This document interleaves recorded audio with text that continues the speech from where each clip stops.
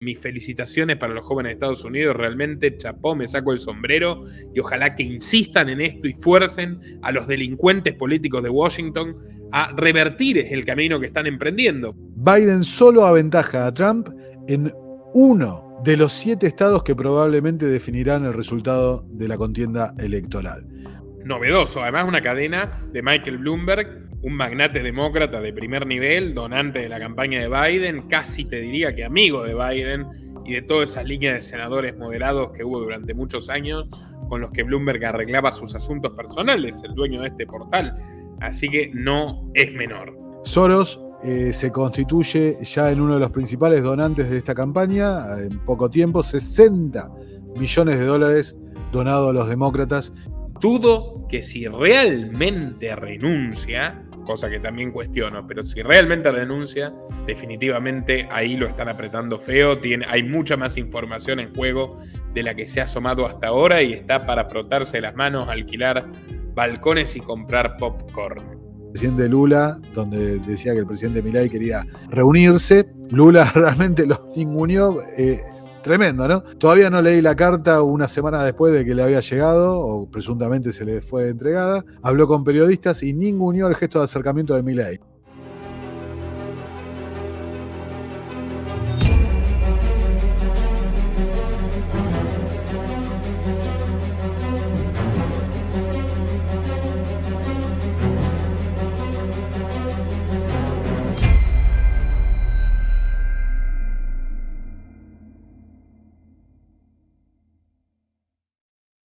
Bueno, y observamos otra de las genialidades de este estadista brillante, que desde Washington, D.C. garantiza la paz, la seguridad y la democracia en el mundo. Nico, te aseguro que no es algo premeditado, pero todas las semanas, todas las ediciones, tenemos que arrancar obligatoriamente con el gafe semanal, ¿no? En este caso, pasemos el video. Mirá, dice en inglés, ¿no? ¿Qué es lo que vamos a tener? 4 años más.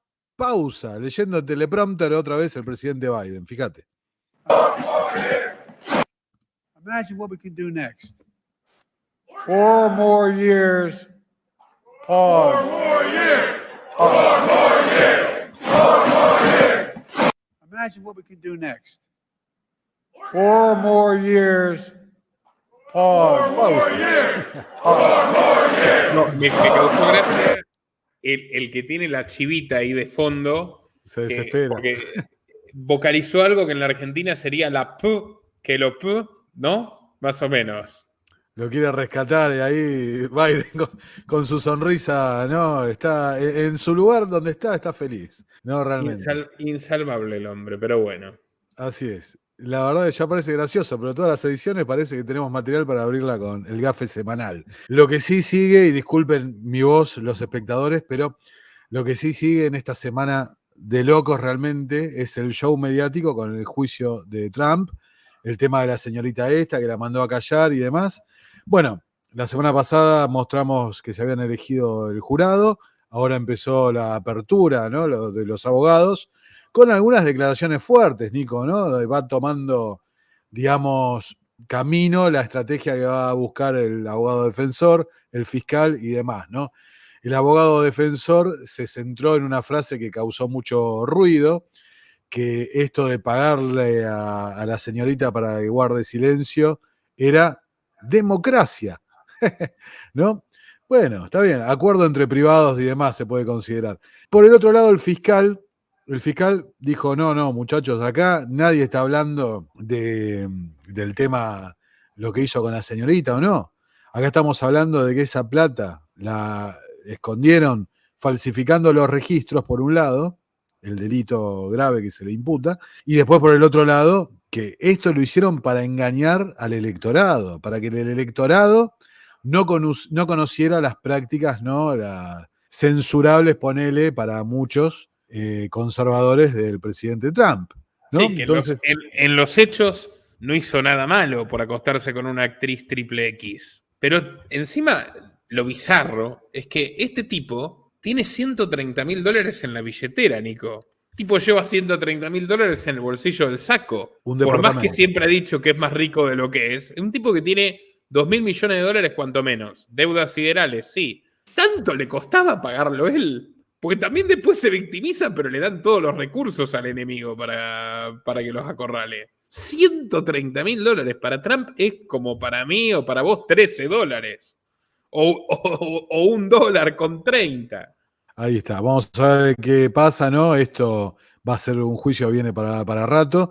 Vos fíjate respecto a esto que acabas de decir, hubo un testigo que declaró, que ahí se ve el recorte, ¿no?, de la nota, un testigo declaró eso, de que Trump en realidad no se mostró de acuerdo con sacar el dinero así, ¿no? Ahí dice, manifestó que siempre iba a salir, que era arriesgado este plan porque siempre salía a la luz, ¿no? Claramente ocurrió, ¿no? Salió a la luz.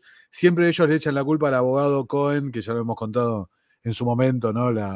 Que fue condenado el abogado por malversación de fondos, ¿no? Así que bueno, seguimos. El show mediático judicial de Trump continúa, no es solamente este caso que está complicado. Acá esto es algo que venimos diciendo hace un montón, que la Corte Suprema de los Estados Unidos está resolviendo, va a resolver respecto a la inmunidad presidencial. Que este fallo va a ser muy importante porque en base a esto se pueden caer varias de las causas. Ahora, también es muy importante a ver cuándo sale, ¿no? Porque las elecciones, hoy decimos que falta, pero cuando nos queremos dar cuenta están a la vuelta de la esquina. Lo que sí, lo cierto, como dice acá el título de France 24, el Tribunal Supremo se muestra escéptico ante una inmunidad de Trump. No ha tomado una decisión, pero sugieren los informantes judiciales, ¿no?, los periodistas judiciales en Estados Unidos, que la Corte Suprema estaría inclinada a decir que los presidentes tienen inmunidad. No una inmunidad total, como dice Trump, pero sí una inmunidad, resolver a definir por la Corte, que lo haría zafar de varias de las causas que andan dando vueltas, te digo, ¿no? Permitime, Nico, una muy breve reflexión. 248 años de historia presumen de la Constitución y de todo su cuerpo jurídico, y la mayoría de las cuestiones que atañen a estos temas no las tienen resueltas. Es impresionante, está bien. Tiene que ver con el derecho anglosajón, ¿no? Vos que sos abogado, Sí. que tiene mucho de oralidad y de discusión y de interpretación de acuerdo a las costumbres, consuetudinaria y tal, pero, hermano, por favor, o sea, tienen en vilo a todo el país, a medio planeta con estas disquisiciones. ¿Qué más tenemos, Nico? La última judicial, muy rápida, pero fíjate cómo se conecta, porque hay muchos de estos judiciales en este momento. El ex informante del FBI que fue acusado de inventar la historia sobre los sobornos de Biden, el tema de Burisma, ¿te acordás? El juicio, fíjate, lo van a retrasar hasta después de las elecciones. Al pobre hombre ya deberían haberle dicho, señor, lo felicitamos porque no inventó absolutamente nada. Y si lo inventó, bueno, tiene una bola de cristal porque en realidad lo adivinó. Porque es así. El señor Smirnov, ex informante del FBI que había sido caratulado por el FBI como fuente confiable, de golpe estas acusaciones de que estaba mintiendo, de que estaba interesado, que tenía algún interés en Burisma y demás, la empresa esta donde aparentemente han hecho tráfico de influencias y sobornos.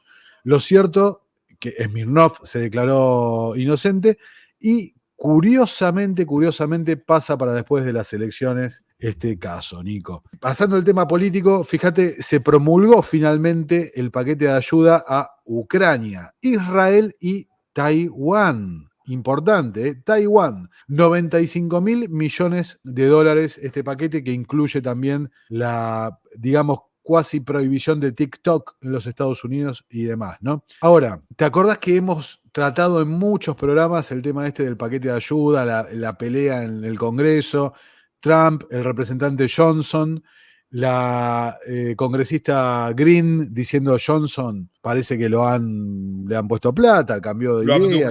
Lo abdujeron. Exacto.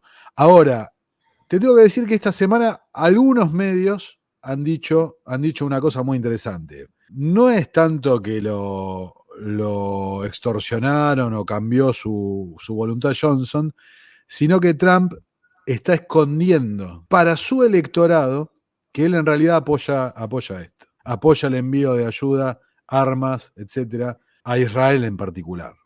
No tanto a Ucrania, ¿no? Pero sí al tema de Israel. Entonces, como que lo han dibujado un poco como para que quede que se oponía, y le ponen el rostro a Johnson. Detengámonos en esto que es interesante. Totalmente cierto. De todas las guerras en curso que hay, o de todos los frentes que tiene Estados Unidos, Taiwán no es una guerra, es un frente de tensión por el momento. Sí hay una guerra en Medio Oriente, sí hay una guerra en Europa del Este. Trump, en donde hay gente invadida y aplastada por Putin, por su amigote Putin, ahí no le mandamos ni un centavo. Pero en Israel, donde son los israelíes los que aplastan y liquidan y exprimen a los palestinos de manera inmisericordia, aberrante, al punto de que ya es tan grave que hasta los republicanos se están volviendo antisionistas y Trump ha tenido que decir que no está de acuerdo con la brutalidad que emplea Netanyahu en Gaza, ahí calladito la boca le sigue mandando platita, le pone los votos de los legisladores trumpistas con este señorito a la cabeza que él puso como presidente de la Cámara de Representantes para que sigan cometiendo tropelías. ¿Por qué? Porque Jared, su yerno, el esposo de la hija, tiene negocios ahí demoliendo casas de palestinos y ya próximo a comercializar lo que quede de tierra de Gaza cuando ya no queden personas ahí, venderlo, ¿no? Como fantásticas propiedades con costa de mar. Recomendado mi breve documental sobre la tragedia de las demoliciones y este innoble negocio que une a la familia Trump con la familia Blinken, que es el secretario de Estado del actual gobierno demócrata, y también con la oligarquía rusa putinista. Así que bueno, definitivamente un doble cara. Así es, y vos fíjate que la semana pasada hablábamos de avanzada republicana para desplazarlo a Johnson. Esta semana, reafirmando esto que estamos diciendo, quedó en la nada eso, quedó como declaraciones de Marjorie Taylor Greene y algún otro trasnochado más. Trump no ha hecho grandes comentarios y el paquete, una vez que pasó de la Cámara de Representantes, se aprobó enseguida en el Senado sin ningún tipo de problema. Y quiero marcar dos cosas, porque los medios de comunicación han sido sugestivamente poco claros con esta noticia. Primero, lo que decía Johnson cuando anunció que pasaba el proyecto, se presentó. Me considero un presidente de la Cámara en tiempos de guerra. Este es el desafío más difícil que ha enfrentado un presidente de la Cámara de Representantes en la historia del país, comparable a la guerra civil. Totalmente exagerado, ¿no? Han pasado Segunda Guerra Mundial, un montón de cosas mucho más graves que esto. Pero llamativo la actitud de Johnson, que no tuvo grandes repercusiones. Y esto es lo que yo quería traer, que CNN acá lo levanta, pero te digo, los medios, dice, esto es lo que contiene el paquete de ayuda exterior de Estados Unidos para Ucrania, Israel y Taiwán. ¿Viste? Esto se repite mucho, poca claridad con esto. Esto es lo que quería resaltar yo, que el paquete incluía lo llamado la medida ley repo, que es finalmente que el Congreso de los Estados Unidos autoriza la confiscación de los activos rusos congelados. Esto los medios de comunicación lo han pasado como de largo, pero es nosotros que venimos tratando el tema del sistema internacional, la del dólar y esto y lo otro, es un puntapié tremendo. Dice, la legislación facultaría al Poder Ejecutivo para confiscar y transferir a Ucrania los activos rusos congelados en Estados Unidos para ayudarla en la lucha y la reconstrucción. Acá nos recuerdan, ¿no?, que la principal parte de esos activos congelados están en Europa, que es algo que von der Leyen y compañía venía pidiendo hace mucho, que finalmente... Le están echando la mano a la plata de los rusos, básicamente. Exactamente. Ahora, cuando vayamos a la parte europea, vamos a ver la respuesta rusa, porque Rusia hizo declaraciones, ¿no?, de que, bueno, que esto escala la guerra, esto y lo otro. Pero vos fíjate, no le ha interesado tanto las declaraciones o la acción, digamos, del tema de las armas. Sí sobre la confiscación de los activos. Ahí han hecho mucho hincapié. Los rusos se han tomado acciones concretas. Es la plata de la corrupción de Putin también, de todos los testaferros. Es la personal, se metieron con la suya. Ya las vidas de los rusos que tiran a montones de a 300.000, así van, total no valen nada para los dictadores, tampoco lo valían para Stalin, tampoco lo valían para Alejandro el Grande y así ganan las guerras. Pero cuando es la propia ya no. Ya ahí empiezan los conflictos de verdad. Entonces, la respuesta rusa fue enseguida. Un tribunal ruso ordenó el embargo de fondos de JP Morgan Chase en Rusia, fondos que tenían a nombre del BTV, el banco ruso BTV, que son la parte principal de los fondos que que van a ser ahora confiscados en Estados Unidos, las cuentas de BTV en el Morgan Chase. Así que, y aparte que banco simbólico, ¿no? que sea el Morgan Chase el que esté en el medio de todo. Pero bueno, rápida respuesta de Rusia, no declaración que esto lo otro, que la subo, pero enseguida ordenaron que se confisquen estos fondos. Así que puede parecer algo menor, poca plata en la que está a nivel país en Estados Unidos, pero para mí algo muy importante en la ingeniería financiera de lo que se viene de ahora en más. Te decía que había postergado algunas noticias por cuestión de tiempo. Fíjate, ¿por qué? Porque nosotros venimos tratando hace 2 semanas las protestas estudiantiles en los Estados Unidos. Se está empezando a desmadrar el tema. Biden, dice Associated Press, intenta navegar las protestas por la guerra entre Israel y Hamás, el genocidio en Gaza, que agitan los campus universitarios, quizás en paralelo con lo que pasa en Argentina, ¿no? Con las protestas universitarias y demás. Leí algún comentario donde no recuerdo ahora qué político que decía: nunca tenés que permitir protestas del campo y de los estudiantes universitarios, ¿no? Bueno, acá las protestas en Estados Unidos, Nico, se han desmadrado. La semana pasada hablábamos de casi un centenar de detenidos. Bueno, ahora ha escalado de una forma tremenda. Tengo inclusive algún videíto, la represión ahí en distintos campus universitarios que incluyó las declaraciones de Netanyahu hablando en contra de los estudiantes estadounidenses y demás. Realmente se ha desmadrado. No sé si mostrar el video por las políticas de la plataforma, pero creo que se entiende, ¿no? A lo que vamos. Perfectamente. Recordemos, viste, que esto es un punto clave en el tema electoral, la política, lo que está ocurriendo en Gaza, cómo está repercutiendo. Yo quiero felicitar a los jóvenes de Estados Unidos. Nobleza obliga, nunca esperé absolutamente nada de ellos, pero están jugándoselas, los arrestan, los persiguen, los echan de las universidades de manera masiva, defendiendo una causa realmente justa por una vez, que no es ninguna, digamos, minucia identitaria de ay, me llamaron de la manera que no quiero que me llamen, o ese tipo de caprichitos. Y mientras los parásitos del Estado argentino, el Estado es el mayor parásito.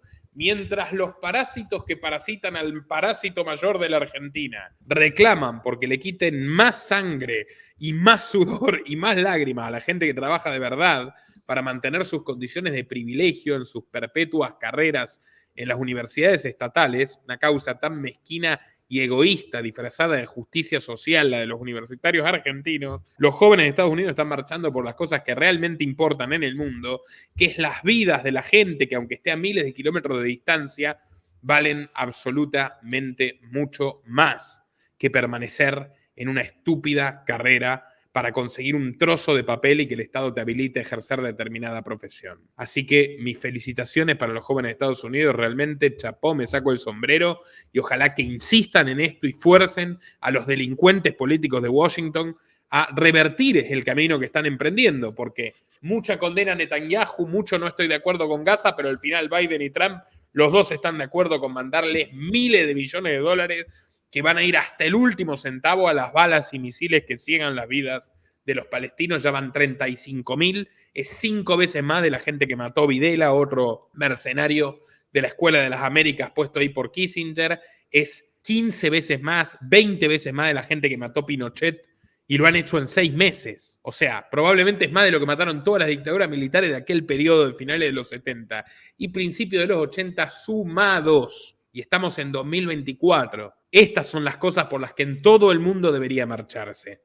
Adelante, Nico. Quiero agregar a esto que está diciendo y a lo que comentamos antes de la postura de Trump respecto al tema de Israel, que las críticas de Trump siguen fijándose en el tema económico. No hay comentarios profundos respecto a lo de Israel o demás, ¿no? Nos acerca a la Tercera Guerra Mundial porque desafía a Rusia, no por Israel y demás, ¿no? Bueno, la campaña de Trump critica a Biden por el mayor aumento de impuestos jamás visto, que esto se relaciona, fíjate, en el Día de la Tierra, hace unos días, nada más, Biden anuncia un paquete de $7.000 millones en subvenciones para energía solar, ¿no?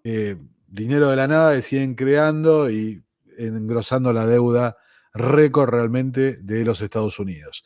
Acá Bloomberg nos dice, ya con algunos sondeos estadísticas de cómo vienen las elecciones, que en el electorado demócrata, aparte del tema de Israel y demás, el tema económico está devastando, como se ve en las encuestas que han hecho, y que fíjate, Biden solo aventaja a Trump en uno de los 7 estados que probablemente definirán el resultado de la contienda electoral.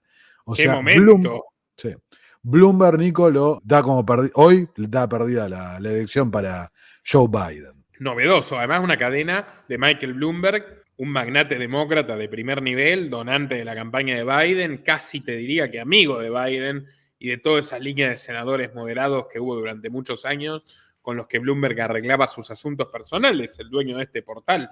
Así que no es menor. No es menor. Y todo este aumento de la deuda desproporcionado, fíjate, se ve, ¿no? Un poco como lo vemos también acá en Argentina, hay una desconexión total entre la economía financiera y la real. Cifra récord de indigentes en Estados Unidos que lleva a judicializar si se puede multar a la gente por dormir en la calle y demás. O sea, mirá cómo está la gente. En San Francisco con el tema, bueno, ya hemos visto los problemas que tiene en particular San Francisco. Hay estados donde encarcelan a indigentes por beber agua de la lluvia, porque consideran que la lluvia es propiedad del Estado. O sea, ese es el nivel, ¿no?, de autoproyección de dioses que tienen de sí mismos los políticos norteamericanos.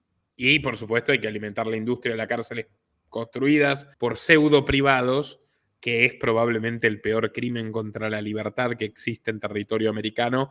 Y cuando digo territorio americano me refiero a todo, no solo al de estos señores, desde Canadá hasta Tierra del Fuego. Bueno, hablando de negocios lucrativos, claro, hablando de negocios lucrativos, ¿qué más lucrativo que invertir en la política, ¿no? para estos muchachos. Soros se constituye ya en uno de los principales donantes de esta campaña, en poco tiempo, 60 millones de dólares donado a los demócratas. Y quiero agregar una cosa, porque muchos medios conservadores están diciendo que las protestas universitarias, que hablamos recién, son financiadas por la Open Society y por Soros. A ver, esas protestas van en contra del interés de Joe Biden. Entonces, si está donando 60 millones de dólares para mantener a Biden en la Casa Blanca, me parece que hay un conflicto de intereses ahí, ¿no? Lo que pasa es que mucho del establishment conservador apoya el genocidio en Gaza. Esa es la realidad. Así que bueno, esa sería la última noticia de Estados Unidos. Si te parece, pasamos a Europa, al viejo continente, que arranca con una noticia de el rey Carlos III. Medios han reportado que parece que su estado de salud no es el que venían diciendo, es más grave de lo que parece, y se ha activado nuevamente el protocolo para el funeral real, ¿no? Una nota hace tan poco que falleció la reina, ahora quizás vemos nuevamente un funeral real en poco tiempo, ¿no? Muy fuerte esto, ¿eh? Muy fuerte. Yo que hice el documental biográfico más visto de Carlos en lengua castellana, tuvo más de 1 millón de visitas, está republicado recientemente en nuestro canal, lo recomiendo para quien no lo haya visto. Además te doy la pauta de que este hombre no es un estoico, no está preparado para partir, ni muchísimo menos. Probablemente va a querer dar muchas pataletas y eso incluye muchos caprichos de su agenda ecológica de avanzada. Él tiene su propia ciudad utópica en Inglaterra, recordemos. También en gran medida por su empeño, Inglaterra ha sido el primer lugar donde se experimentó el sistema de la ciudad gueto de 15 minutos, donde no puedes moverte en auto, tenés restringida tu movilidad. En Oxfordshire, generando grandes protestas. Es un país donde se invierte en cambiar el género de las personas fallecidas de acuerdo a su presunta voluntad, mientras cada vez más ciudadanos tienen severos problemas para pagar la factura de la luz. Y este hombre es el rey que más ha intervenido en asuntos políticos, por lo menos desde Victoria, en el siglo XIX. Así que va a haber, me parece a mí, una sucesión de noticias agrias que vengan desde Inglaterra con toda la influencia que sigue teniendo a nivel geopolítico. Y atentos a Guillermo, que encima Guillermo tiene al padre enfermo y a la esposa enferma. Pronto vamos a hacer un documental sobre la, en signos de interrogación, futura reina Kate Middleton, que también tiene lo suyo. Y bueno, evidentemente es un futuro no tan lejano, al parecer. Sigamos, Nico. Sí, la verdad que sí, vos fíjate, esto del rey, la princesa de Gales también con el cáncer abdominal, Sara con melanoma, cáncer de mama, ¿no? Bastantes problemas. Vos fíjate que la nota hasta menciona esto, te lo quería resaltar, que hemos hablado tanto de Harry y de Meghan, ¿no? La nota esta que la levantan de Daily Beast, un medio estadounidense fundado por una ciudadana británica, menciona que Carlos está pidiendo que lleven a los chicos, a Harry y a Meghan y a los hijos a Inglaterra como un estilo de los quiero ver por última vez, ¿no? Bueno, hablando de partidas. Gravísima la situación, ya estamos hablando de una cuestión de días.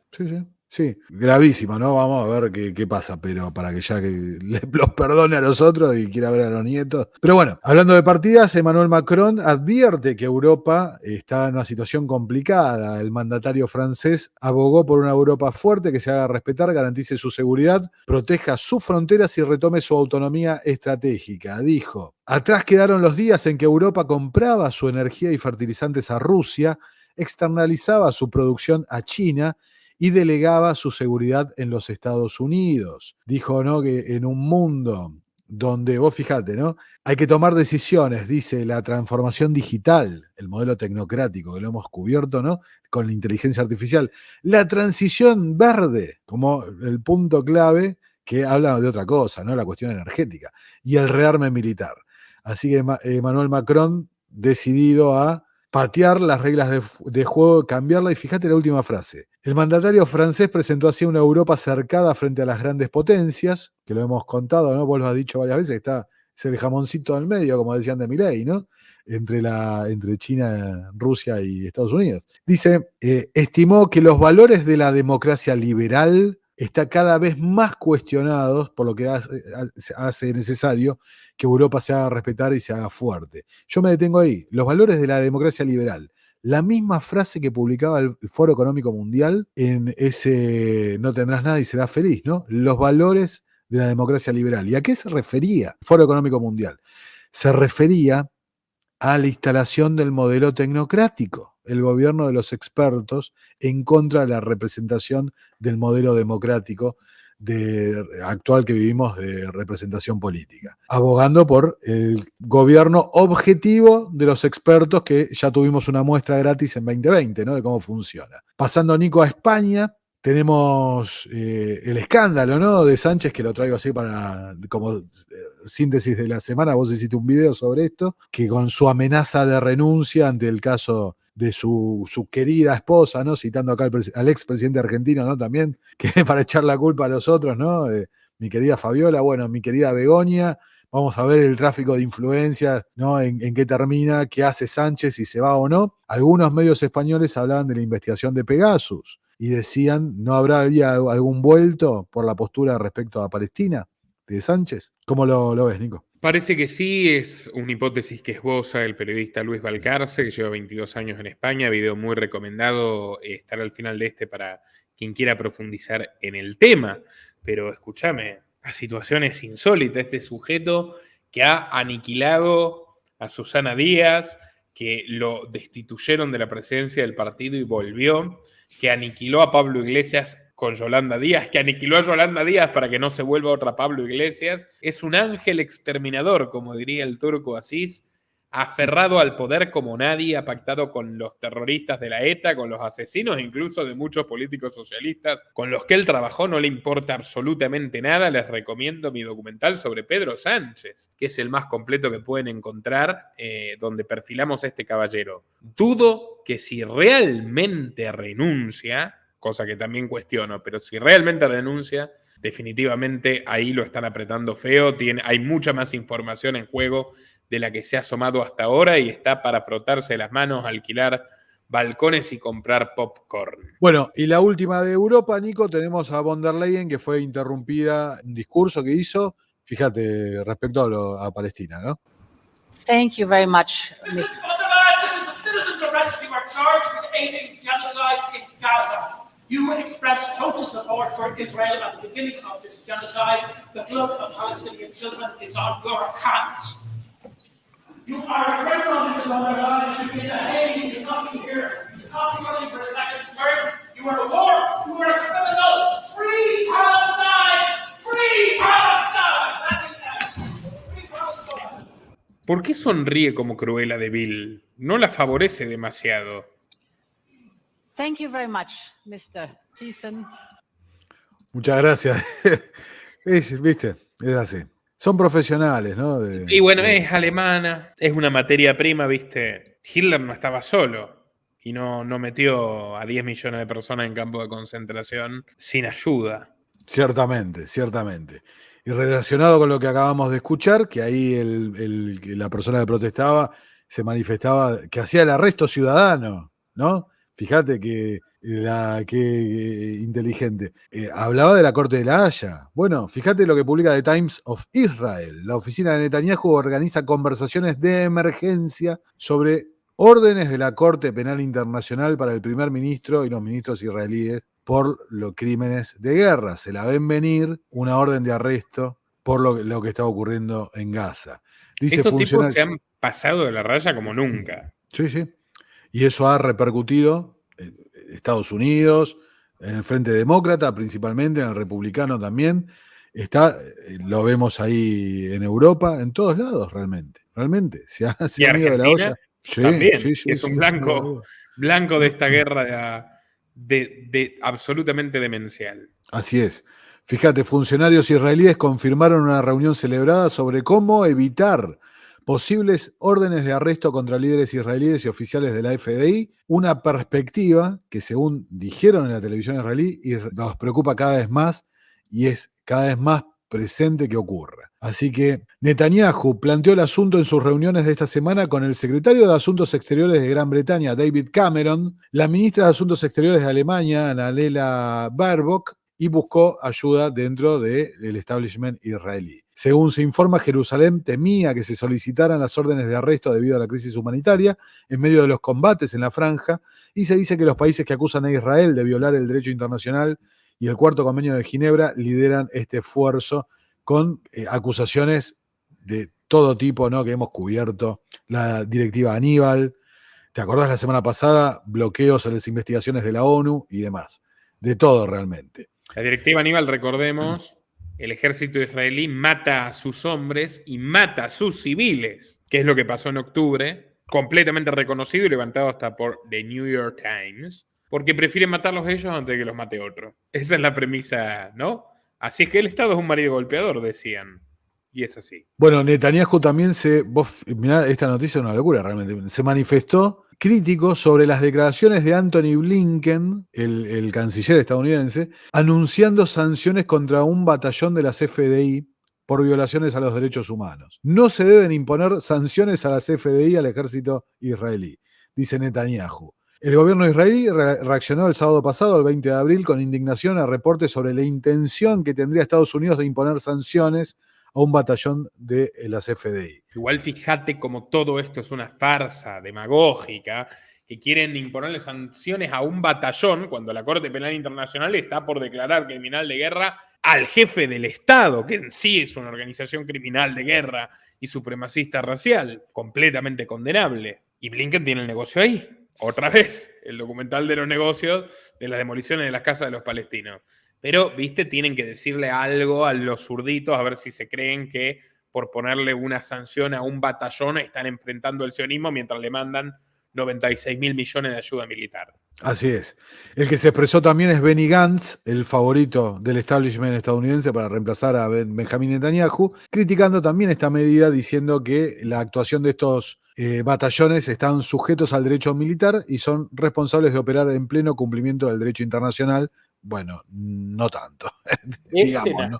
Naftali Bennett, todos los que eran entre comillas opositores y los zurditos israelíes hacen campaña mostrando cuántos palestinos acabaron en sus carreras militares, en tableros, ¿eh? Es como para ellos es un orgullo. También para la izquierda israelí es un orgullo, porque como cuento en el documental sobre Netanyahu, y me estoy excediendo con las recomendaciones, pero bueno, ya sabe, el que quiera lo busca. Ellos tuvieron 2 bandas paramilitares antes de la creación del Estado de Israel que se encargaban de asesinar gente y que luego terminaron convirtiéndose en los 2 principales partidos de Israel, la Haganá y Irgun Sleimi. Unos eran de ultraderecha, otros eran de ultraizquierda, estaban completamente de acuerdo en aniquilar palestinos y eventualmente se mataban entre ellos. Pero esta es la ideología social de Israel, lamentablemente, con honorabilísimas excepciones, como por ejemplo el gran historiador Shlomo Sand y otras personas, ¿no? También, pero lamentablemente es toda una sociedad adoctrinada en un nacionalismo radical, extremo, militarista, Y fíjate, se abroquelan. En cualquier otro lugar, el opositor diría, sí, Netanyahu se le está pasando la mano. Sí, no está, que es la verdad, está exponiendo a nuestra gente, nos está poniendo en riesgo, casi nos arrastra una guerra total con Irán, todavía no está ni siquiera descartado ese escenario. No, esto dicen yo apoyo a los militares, sigan matando palestinos. ¡Wow! Bueno, la única democracia de Oriente Medio, acordate Nico, la única democracia de Oriente Medio, comillas. Bueno, y vos fijate en el medio de todas estas declaraciones de Netanyahu y esto y lo otro, el informe que publicó la ONU, el encuentro de fosas comunes con decenas de víctimas atadas, sin ropa, disparos en la cabeza, ejecutados y demás. Sí, y algunos de ellos en los que ni siquiera gastaron una bala porque los enterraron vivos. Así. Este es el salvajismo del, entre comillas, ¿no? Estado democrático del pueblo elegido. Así es. Y si esto es lo que defiende el Dios de los evangélicos sionistas, por ejemplo, me estoy totalmente con Nietzsche. No existe, pero si existiese habría que abolirlo. Ciertamente.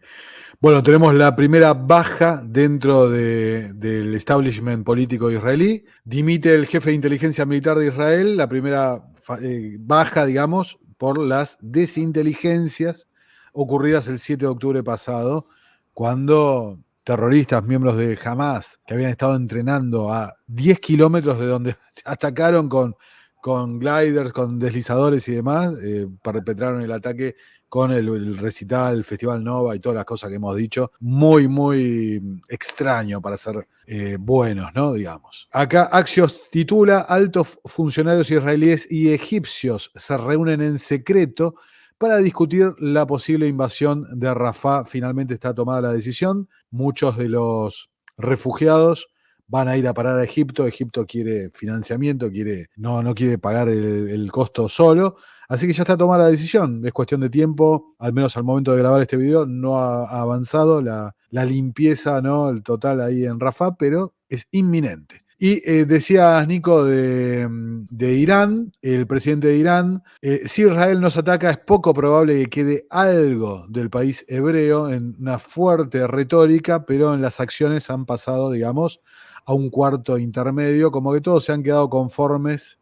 Fue un win-win para todos, ¿no? Todos sufrieron un poquitín y todos respondieron un poquitín. Ninguno ¿No? sufrió realmente. Israel justifica su avanzada demencial contra Gaza y estos tipos su régimen opresivo contra los propios ciudadanos, alentando la idea del enemigo externo, y al final, míralos, son amigos y se ríen en nuestra cara, o por lo menos son socios estratégicos en estas cosas.